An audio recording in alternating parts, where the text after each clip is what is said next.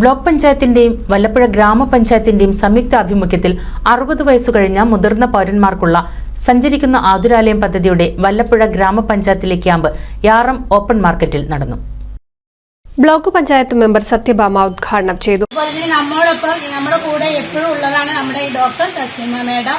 അതുപോലെ തന്നെ ഒരു വണ്ടി, അതിലൊരു ഫാർമസിസ്റ്റ്, ഒരു നേഴ്സ് എന്നിങ്ങനെയാണ് വരുന്നത്. നമ്മുടെ വല്ലപ്പുഴ പഞ്ചായത്തിലെ ഒരു മാസത്തിൽ 3 തവണ അവര് വിസിറ്റ് നടത്തും.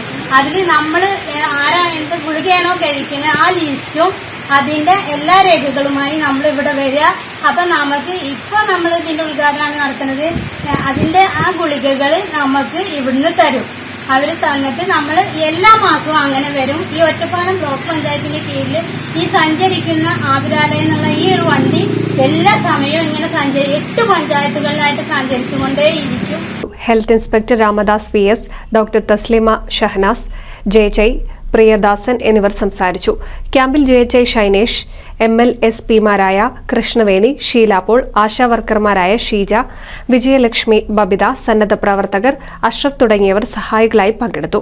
എല്ലാ മാസവും നിശ്ചിത മാസങ്ങളിൽ ഡോക്ടറും മരുന്നുകളും അടങ്ങുന്ന സഞ്ചരിക്കുന്ന ആതുരാലയം ഗ്രാമപഞ്ചായത്തിന്റെ വിവിധ ഭാഗങ്ങളിൽ മുതിർന്ന പൗരന്മാർക്കായി ക്യാമ്പുകൾ നടത്തുന്നുണ്ട്.